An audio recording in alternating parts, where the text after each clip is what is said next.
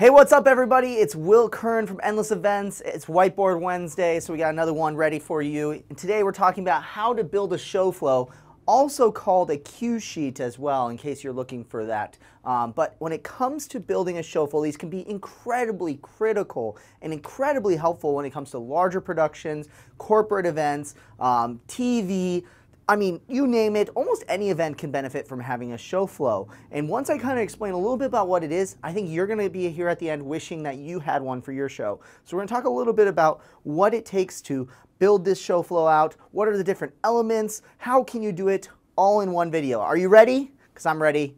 Let's get into it. So here's the basics of what a show flow is. Before I even get to what's on the whiteboard, a show flow basically says, at this certain moment, here's what's supposed to happen. It's usually run by a show caller. And if you don't know what a show caller is, feel free to look. I mean, probably 20 episodes ago, we did an episode all about all the different AV labor positions and everything like that. And I believe I explained a little bit about what a show caller is. If not, I'm sure that video is going to come out real soon. But a show caller essentially is the one on all the headsets talking to the entire team. The producer, they're the ones talking to the AV team, the video guys, the lighting guys, the sound guys, and basically saying, hey guys, here's what's about to happen. And then they're the ones who, as you know it, they call the show. They say when it's going to happen, everything like that. Well, a show flow is really helpful because it guides them in knowing exactly what to happen.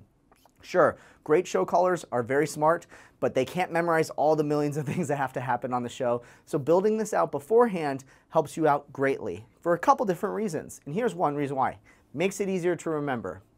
That's the easy one, right? But the second thing is too, it helps you think about the flow of the show and where's everything gonna go. And I definitely didn't mean to rhyme that. And basically it helps you understand, okay, well if we're about to go from that to that, well what about this?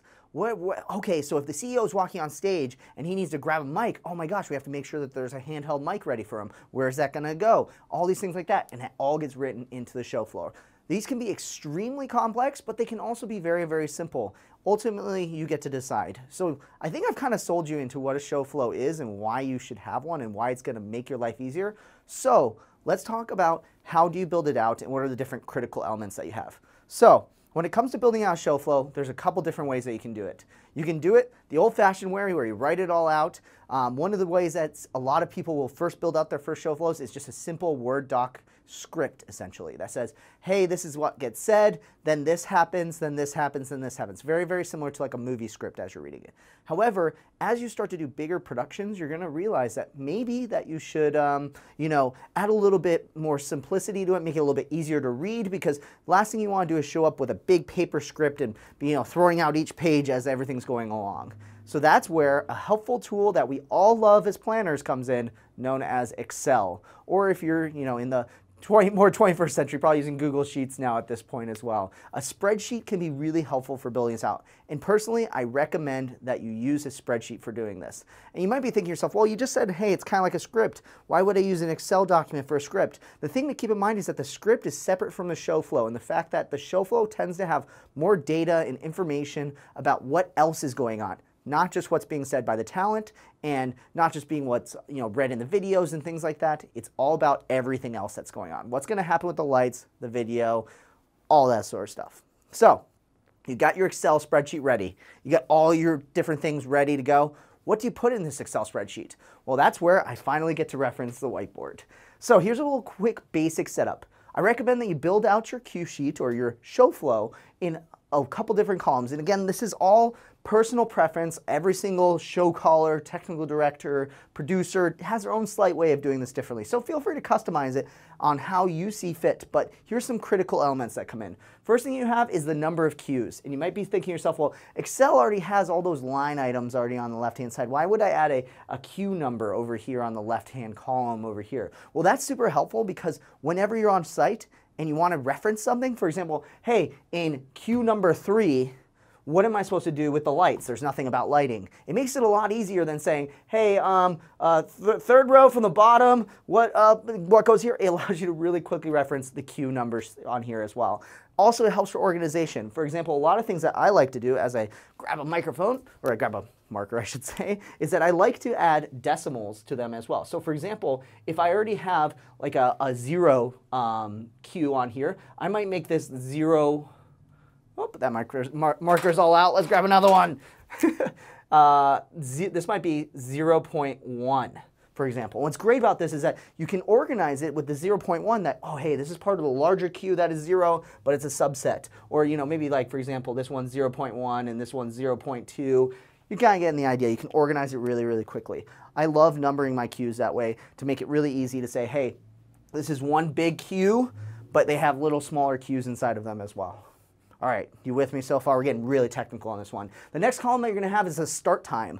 And you might be thinking to yourself, well, events never seem to start on time anyways. Why would I put the start time? Well, this is helpful for you to know if you are going to stay on time. I find that events that have these start times on here give you a couple different things. First thing, it allows you to know when you need to start. When's the drop dead start time? When do we have to get rock and rolling? So then that way, if you start to run behind, you know what the goal is to get back on track for you to get on time. We all know that, for example, the general session might start at 7 a.m., but then you get about halfway through for the CEO's talk, the first keynote, and then you're about to go into awards, and you're like, well, where are we supposed to be in pace to get done in time for that 8:30 ending time?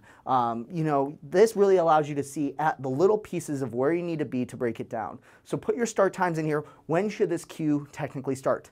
Pro tip, also don't live and die by these, because obviously we know events never happen on time. I once had a client who lived by this, and they told all of the celebrity guests that they were having to come right at the exact time that we had listed in the cue sheet. And the problem was those celebrities based it on their schedule for that as well. You want to make sure that you have plenty of buffer time and that that's okay. Have the celebrities come really early and make sure that they're prepared to be a little bit later as well, because last thing you want is for you to be sitting on site and you have to rewrite the whole show flow on the fly in order to make that celebrity appearance happen.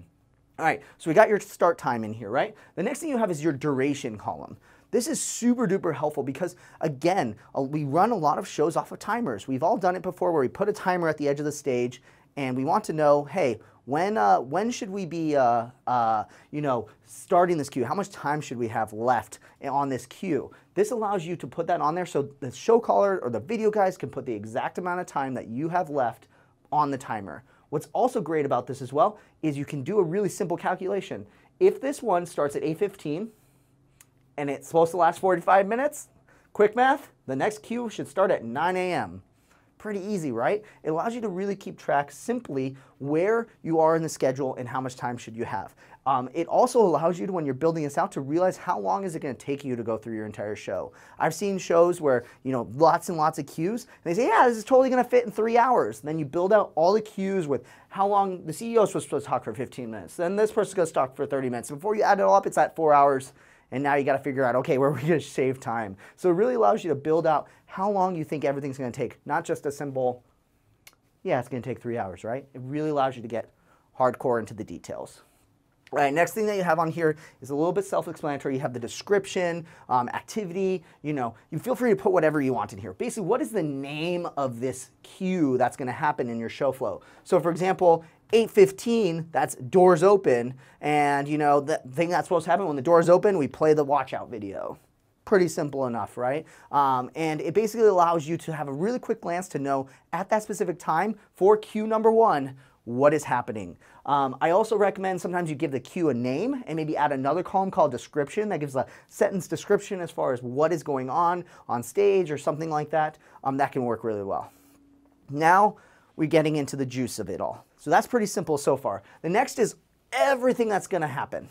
Everything that's going to happen. And these columns are completely customizable based on show and what's going on in your show, what kind of staff that you have. But I'm going to give you a ton of ideas and lay them all out for all these different columns you have. And so the idea is that at 8:15, for this doors open, what all is happening at that exact moment. And this is where a Excel spreadsheet helps versus doing it on a script on a Word document, because you're able to say multiple things happening simultaneously. So for example, at 8:15, doors open, the side doors open at 8:30, because I would actually probably even make that a separate queue and make that at 8:30 right here, and then make that the side doors open queue, and then what else is happening, right? Okay, so at 8:15, also the walk-in walk-in look for the lighting happens, music plays, and we activate law of one, so the speaker can make an announcement. Oh, but nothing's on screen. But let's say, for example, on screen we want to have the logo when everybody walks on. That's totally possible.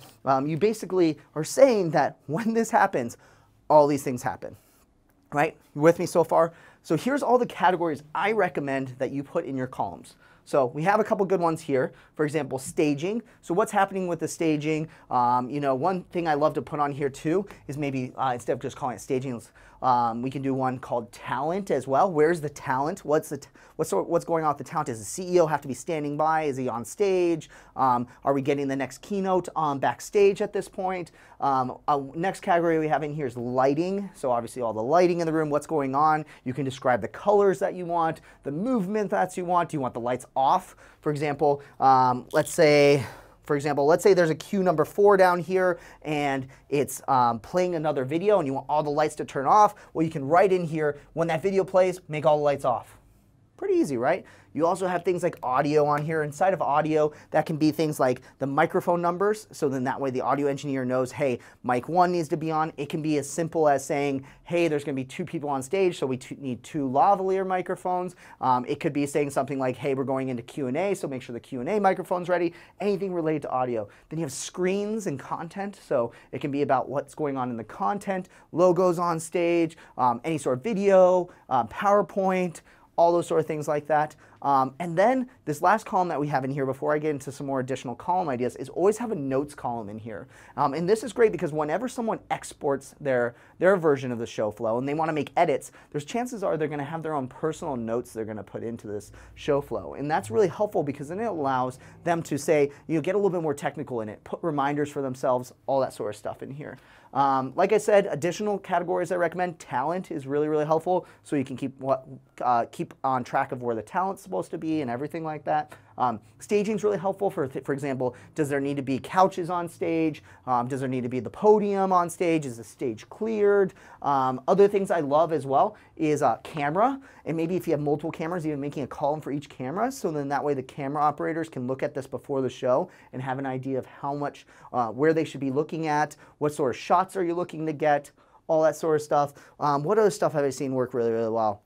I've also seen, talent wranglers. So you could have talent, one about just the talent, then you can have one just about talent wrangler. I've had ones about when they've done giveaways. The giveaway team that's not going to be there should be doing this during this time. You can basically, for any role that you want, you can make this a column. One that's actually missing on here that I think is really extremely helpful as well is creating a script column. That basically is one single column related to the script. This is really helpful, especially when you need, for example, the lights to change when someone says something, or hey, when the script does this, we want to make sure that the volume gets really loud, or when he says go, we play that sound effect, or whatever it may be. Putting a script column and writing the script out allows your team to follow along with that script and to be able to know what's going on versus, okay, we just know to settle the lights when it sounds like he's about to finish, for example. Scripting is really helpful. And then what's great about that script is you can plug that in straight into a teleprompter. Boom. But we're going to talk about teleprompting, I'm sure, another day. What other cool categories? I mean, again, any sort of category that you want to have, any key role of somebody should have their own column to be able to put their notes, to be able to put what they're supposed to do and put it in here. So you might be asking now, wow, this is a lot of stuff, but I'm not really well aware of what should be going on with the audio, what should be going on with the screens. Who's the one that's supposed to build this out? I highly recommend that the producer of the show, the technical director, or the show caller builds out the initial version of this based on what the vision is, based on some initial scripts, but eventually you want to get this in the hands of all the people who have their own column as soon as possible. And the reason why is then they can go in here and build this out the way they want to be built out. For example, if they want to have their labels for their specific microphones, they might put that in there. Or let's say, for example, I put walk-in look for lighting, but the lighting engineer says, no way, I don't want to say walk-in look. I want to say lights are green, and they're doing a bally, and I want them to be doing this, and I want the gobo to be shining this way. They might put more detail into here as well. So build out your initial show flow, and then get it in the hands of your team, so then that way they can build this all out a lot more on their own as well. So One last bonus tip that I have for you is make sure that you are utilizing a software like Google Sheets. I recommend for this. Reason why is that version control on these can be a nightmare. There's just so many little changes. We know events are literally changing up until the second that someone walks on stage. So I highly recommend using something like Google Sheets. There's also a really great software called ShowFlow that is fantastic for this. But I believe down below we're going to include a template as well for you guys to be able to start building this all on your own. So make sure that you check that out as well, and I'm sure that will be extremely helpful. So, wow, I feel like I talked really fast this week. We got so much information jam-packed into one single Whiteboard Wednesday, all about building show flows. But what you're going to find is once you do this, it's going to make your show just run even more smooth. You could say that your show is gonna flow. I know, they pay me for all the kind of jokes. So, if you enjoyed this video, make sure that you smash that like button. Also, if you really love our videos, hit that subscribe button as well. We'd love to see you on future Whiteboard Wednesdays.